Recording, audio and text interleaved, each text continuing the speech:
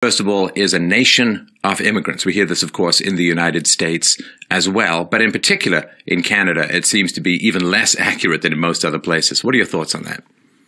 Well, that was the first topic that I decided to tackle in the opening chapter of my book, Canada in Decay. And I did so for the reason that it is repeated over and over again. And I knew there was something wrong about it. My sense that there was something wrong was because I thought, well, the early people who came here, they did not arrive to a ready-made country with a modern infrastructure. And when you look at the dictionary definition of what is an immigrant, they themselves say it's a person that moves from one country to another. And the idea is that they're moving to a place that has already been created. So I was thinking the first Canadians that came in through the first 2-3 centuries were likely first pioneers and then settlers. But then I started reading more and more because I'm not a specialist in Canadian history. And I started reading and it just struck me right away. Take, for example, the Quebecois. They had a very high fertility rate. If you look at the period from 1600 to 1763 when the British take over, you could argue that the population through that entire period, maybe 10-12% consisted of immigrants. The rest were born in the soil of French Canada. And they were born here primarily. One of the reasons is that the French Quebecois women had a very high fertility rate, something like 5.3. And so that also led me to the idea that the Quebecois are people that you do not find anywhere else in the world. In other words, they're indigenous to this country. So to call them immigrants, in a way, is a falsification and is a denigration of their actual appearance newly in this land. And that was the first thing, just reading about Quebec's history. And then I started looking at the Acadians, and it was a similar pattern, very high fertility rate, few immigrants came in, but then they were left to themselves. It wasn't as if more and more people came in to be Acadians. So the Acadians, you cannot find them anywhere else. There are people new to the soil of Canada, New Brunswick, and what we call today Nova Scotia. So, and I argue in my book that you can argue something similar about the English-speaking early Canadians.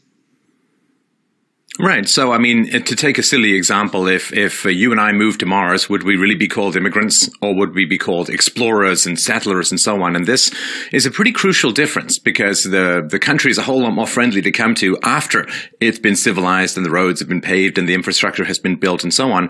So the exploration and to a large degree the creation of the modern West, in Canada in particular, of course, is not something that can be conflated with arriving to an already existing country, not just with infrastructure, but with massive wealth transfer as well. Of course, when the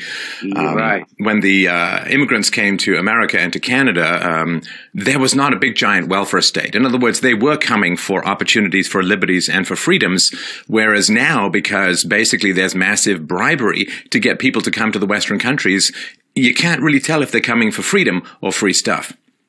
Yeah, you can say there are three levels of distinction here. First are the pioneers, the explorers, the people who Samuel Champlain is obviously the main figure here. And there are many others. And what pioneer means, when you check the dictionary definition, is someone who is moving around territories that have not been identified. In the way we understand geography in modern times. So it doesn't mean that there were no inhabitants there before. It means that you're actually trying to identify the geographical location, the size, the nature of the rivers, and that kind of thing. Then you have settlers. Settler at that early time meant primarily farming, that you actually take a wild piece of land and transform it into agriculture. And you could say that all the way into the late 19th century, into the early 20th century, most of the immigrants were settlers. We know that the Canadian immigration minister, Adasta, in the 19th century, he was asking for hard-working farmers. That was the Canada that he wanted to create. So one could say that it was really in the early 20th century that you start seeing immigrants proper coming to cities that are now growing. But as you just said, even these immigrants should be distinguished from the ones that are arriving today because they are left to their own devices. They have to really, from the moment they arrive here, find work and survive under very harsh conditions, and they don't have an entire multicultural state celebrating them. I'm not saying that people today don't have hardship. They do. It is tough. But those distinctions are important to make if we are going to make some sense of this claim that Canada is a nation of immigrants, which is just a falsification of the history of this country. Right. And to me, to come to a country where the welfare state has been in existence, a massive wealth transfer is occurring, and be able to access those programs prior to having paid into that system is kind of like buying a winning lottery ticket or buying a portion of a winning lottery ticket after you know it's already won. And that, I think, is a big change as well. The welfare state, I think, originally was sort of like unemployment insurance. You pay in for it, then in emergencies you can pull out of it. But if there are waves and waves of people who are pulling out from the welfare state who've never paid into it or who pay little into it at all, that is a very different kind of situation than just people who want to come because they respect Canadian values or they want the free market or they want small government or those opportunities. Right. It's a very different incentive. And it is also a very different incentive when you're told that your culture is actually remaking Canada in a better, more improved way. In other words, in the past, there was a pressure for you to assimilate to the dominant British culture. They don't feel that pressure anymore. They arrive and they see a people that is not proud of their heritage, a people that denigrates its own ancestors, and they're told that there's something better, special about you that we wish to bring to our own nation. So on so many levels, it's such a different reality.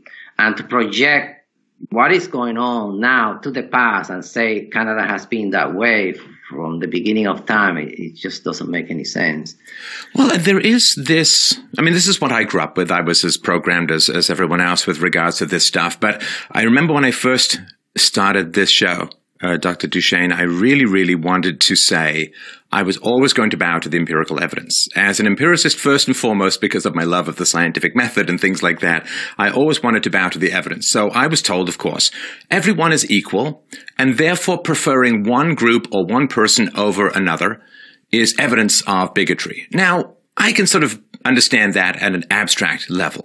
I mean, if I say redheads are the same as brunettes or bald guys or whatever, and then I say, but I'll never hire a redheaded guy, well, then okay, I have some contradiction. So where people behave more or less the same, or where their beliefs are more or less the same, then I think discrimination is evidence of some irrational approach. What I wasn't told, and I don't know where the data sits in detail recently in terms of Canada, I've studied this more in the United States, groups don't believe the same things. They really, really don't. So you have, 85% or so of Hispanics in America voting for the Democrats. Well, that's not representative of the general population. If you look at the American electoral map, red versus blue, well, if you look at white males, you get one color. If you look at, say, black females, you get another color. Groups don't have the same political perspectives. There are individual differences, but we're talking about big picture here. Yeah. And so if you want a smaller government, white males is your demographic as a whole, and married white females in particular. And if you want a larger government, then other demographics will be your preferred route. So if groups all act the same, then discriminating between them can be viewed as prejudice. But if groups don't act the same, and if, like me, you want a smaller government, you have to accept that empirical reality. But that really can't be discussed very easily in the modern political climate. No, there actually has been an effort that is going on now for a few decades to rewrite the entire history of Canada in such a way that you can then kind of argue that what is happening today with this massive entry of immigrants every year, that it is a natural movement, a natural progression that has roots deep in Canada's past. So you will see many textbooks that are being used across Canadian universities for first-year students, saying that Canada from the very beginning was a nation of diverse immigrants. And the fact is that it was not. And I, at length in my book, demonstrate that that's just not the case. There is no evidence for that. But they need to create that image in order to say that what is going on now should not take you aback. It is just the natural course of things. This is what Canada is about. The only difference is that in the past, whites were uncomfortable with minorities. They just didn't like them too much. But now we introduce multiculturalism, and they are beginning to accept that reality. They're welcoming it, and that really is the difference according to them. But it's just an inaccurate. I mean, this kind of revisionism happens whenever a nation is taken over by a revolutionary regime. It happened in communist Russia, and it happened in other countries that were taken over by radical Islamic people. This is happening across the entire West. It's not just Canada. They are rewriting the history of Britain. They're rewriting the history of France, of Spain, of Sweden and Germany and other nations. They too are being called immigrant nations. Insane as that may sound, that's what they're doing. So if they find a few bonds that suggest that these people could come from a land somewhere in the Mediterranean, they go, oh, look at that. We have in Germany people from a very different ethnic background, and they were not white. And there are many other commingling arguments that they are making, one of which is that, and we know this, that the first inhabitants of Europe were not white skinned, because the white skin is something that evolved later in European history, which again, it should support our argument, because one of the arguments our side makes is that evolution did not stop once Africans departed from Africa 50 or so thousand years ago, that in fact it may have accelerated. So this is the kind of argument they make. They show you a picture of a kind of darker skin ancestor in Britain and says, you see, like our first people were African. And they're doing this all across Europe, in Germany as well. So this book that I wrote on Canada, I did it with an awareness that if I am going to explain why it is, and this gets us into another question, why it is that Canada decided to diversify itself fully, then the answer has to be one that also explains why they decided the same in Australia, New Zealand, in the United States, and Europe as well. This is another question, of course. Which we'll get to. And even if the argument was true that Western nations were all nations of immigrants, that doesn't mean that they must remain so in perpetuity. I sort of think of those subway cars in Tokyo where they have the guys in white jackets jamming everyone in. It's like, just because people walked in. People just went in. And so everyone who's in the subway car came in from outside. But that doesn't mean that the subway car can hold infinite numbers of people.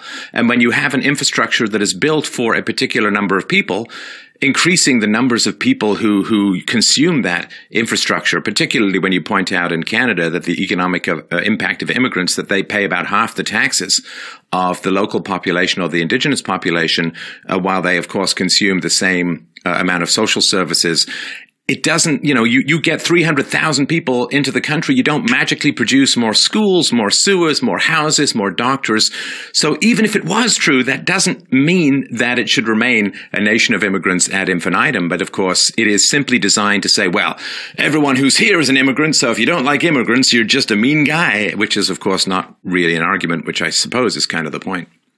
Well, and what you were just saying is something that people ask often, which is that when is enough enough? Like, where are we going? So there is this assumption that diversity in and of itself improves a nation. The more diversity there is, the better it is going to get.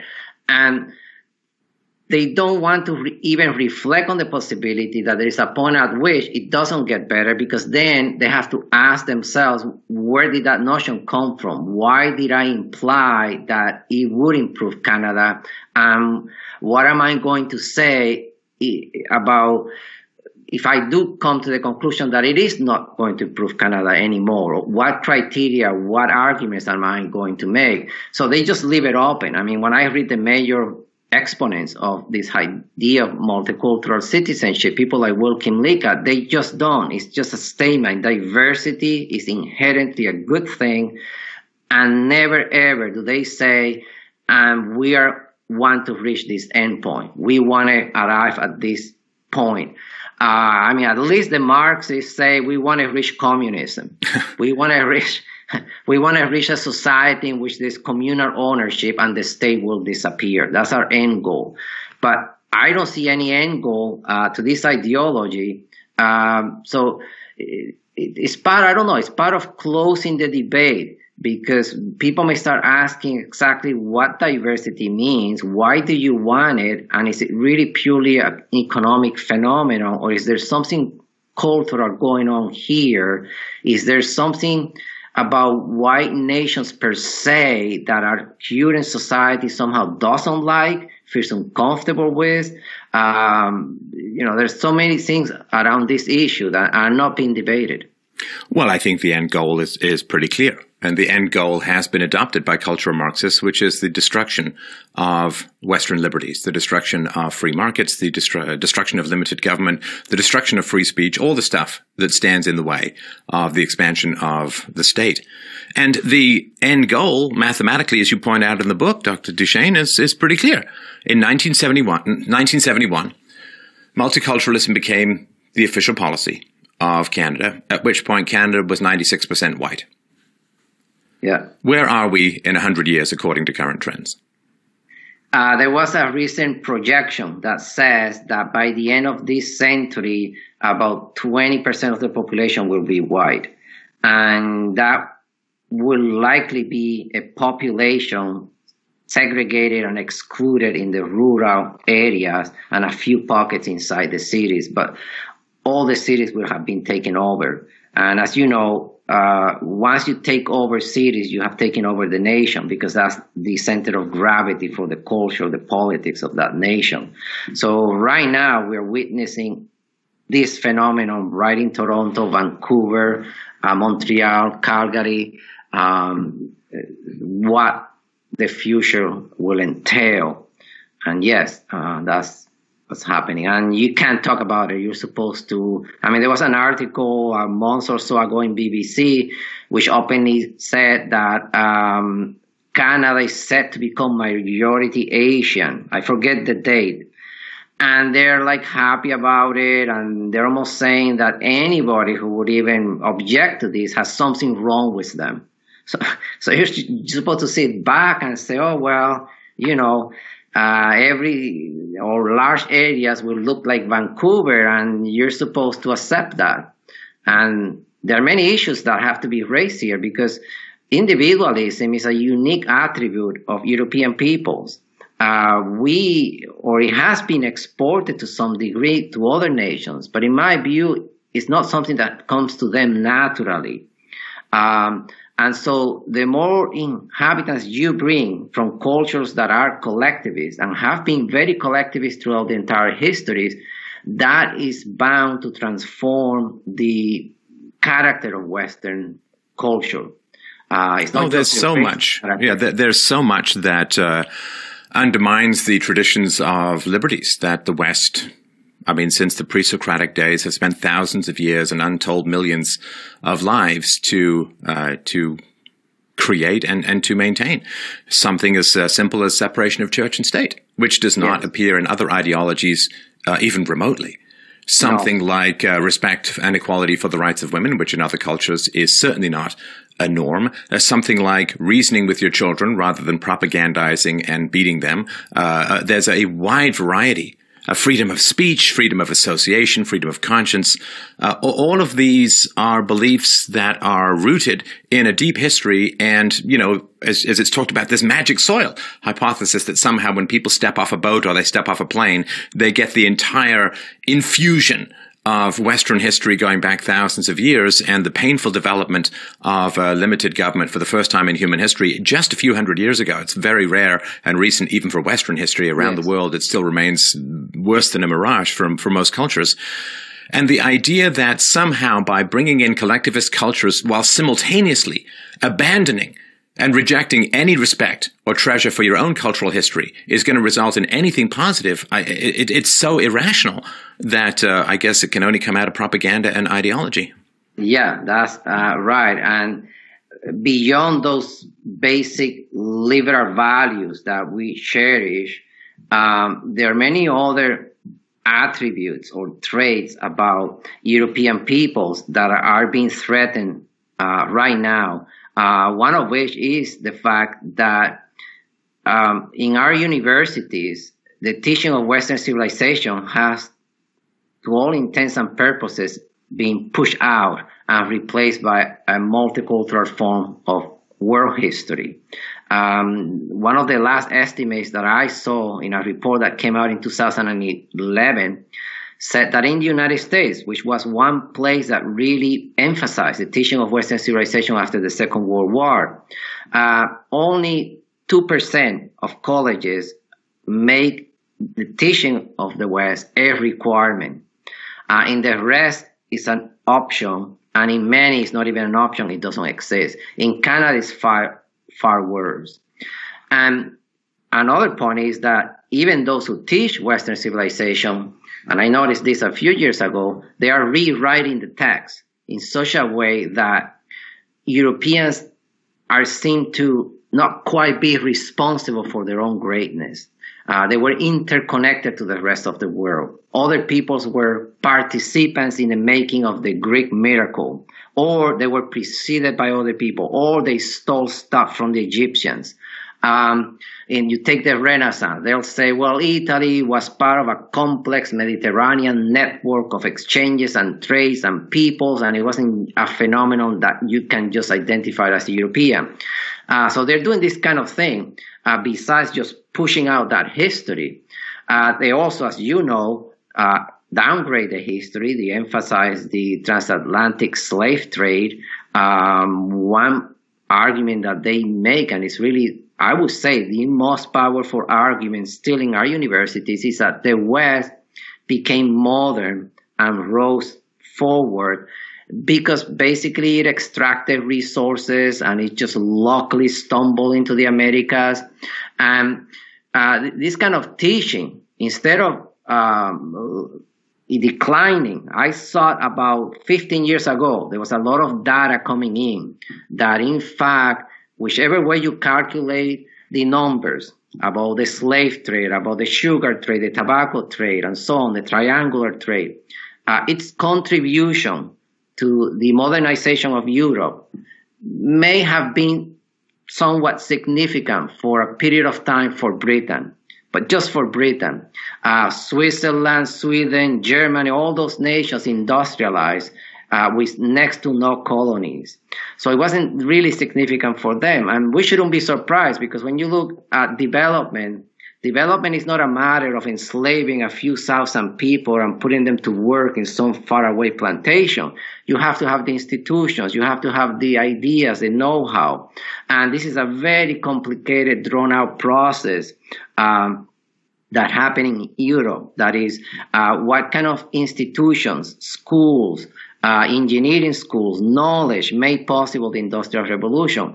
And so this kind of history is, I thought that it would be brought to the forefront, that people would stop saying that the triangular trade was the key. Well, it hasn't happened. I mean, even just in comments or magazines, I still see people repeating over and over again, oh, you Europeans just stole stuff from the rest of the world. That's how you did it. So a lot of things are happening. You look at philosophy departments. They are now saying that you can't really teach this philosophy or that philosophy because it's too Eurocentric. And the reality is, and this is one of the things I argue in my book on uniqueness, is that almost all philosophy is European. There's the only contender is China. And strictly speaking, in my estimation, no Chinese thinker would make it in a top 50 list, not even a 70 top list, because there are so many great thinkers in Europe. Well, I'm sorry, just to buttress that point, but the point that you make in the book, Charles Murray's book on human achievement. If you want to take the history of science from 800 BC to 1950, 97% of the advances in science came from Europe and from North America. 97%. Yes. So you tell me how you're supposed to teach a non-Eurocentric history of science. Do you focus on the 3% and make that half your course? Well, that seems kind of bigoted. They're just not teaching it. That's their answer to that. And the slavery argument drives me crazy too, because slaves were endemic to human society ever since there was a human society, for at least 150,000 years. So if slavery makes you rich, why on earth did it only happen to the culture that just magically happened to discover the free market, limited government, individual liberties, free speech, and also white Western European Christians were the group that spent countless blood and treasure eliminating slavery from the world, not just within their own borders, but attempted to eliminate it in the world. So slavery was everywhere and all the time. It occurred among the indigenous populations in North America. It occurred throughout Africa. It still occurs throughout the world in the Middle East, and there are open slave markets in Libya. Why isn't Libya becoming fantastically rich? It's one of these, it only takes a moment's thought to destroy the whole edifice, which just shows you how terribly degraded any capacity for critical thinking is in universities these days. The people who make these arguments are like gurus in academia. People like Immanuel Wallenstein. He is one of the key persons making the argument that Europe, what makes it different was that the transatlantic trade, that it created a world capitalist system that allowed it to extract resources from the rest of the world. And that's Russia, sorry to interrupt, Russia had the Gulag. Russia had endless slave labor in the gulags under Lenin, under Stalin, under Brezhnev. Why didn't they become fantastically wealthy if slave labor is the way to become wealthy? Now, slave labor stands in the way because slave labor stands in the way of automation, which is what genuinely produces wealth. Yeah. The same with Spain. Spain took the silver, the gold, and it just squandered its wealth. 400 years of economic depression in Spain after the discovery of the New World because they hyperinflated their entire currency, drove all the professionals and smart people out of Spain, and at 400 years was the price they paid for colonialism of economic depression. Yeah, Germany the same. Had one little colony, Namibia, and Germany was the nation behind the second industrial revolution associated with the chemical industries, electricity, and steel proper, and all kinds of different tools and machines.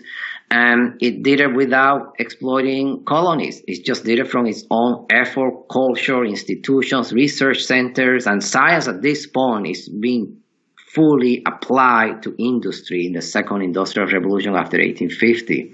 So yeah, all of that stuff, the books are there for you to read, but the people that hold the wider interpretative scheme of how to see the West, they dominate. And this is a component of the diversification of the West, this rewriting of history that we have been witnessing for the last few decades, and it's just really amazing because our universities themselves were created by Europeans, and right in the middle of our universities, which are supposed to be places in which you dedicate yourselves to the truth and to the highest achievements of humanity, right there in those very places, they're doing the opposite.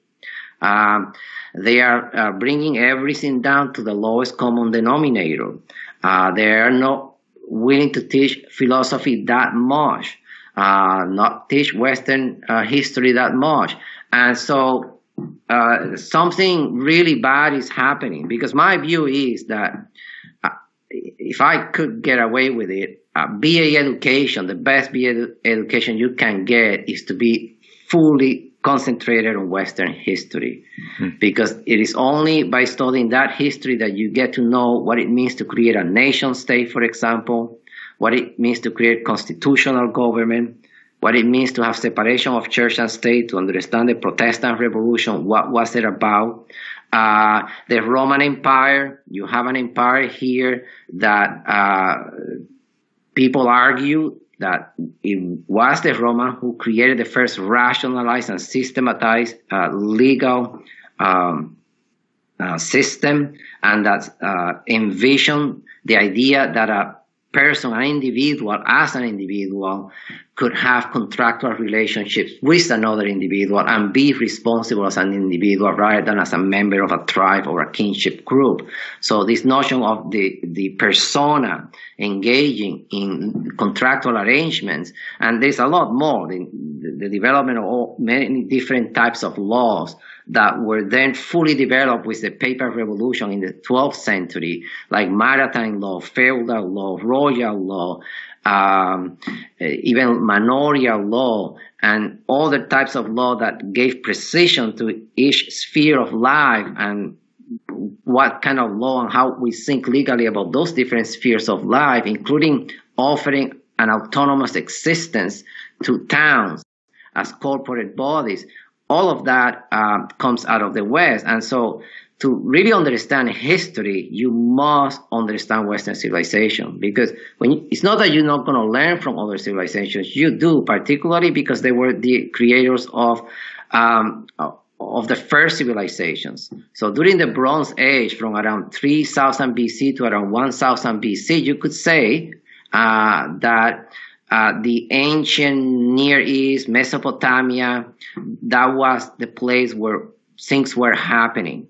All those developments that we associate with civilizational development, like metallurgy, pottery, monumental architecture, wide networks of trade, writing, they are the ones that originated all of that, and we need to know about that.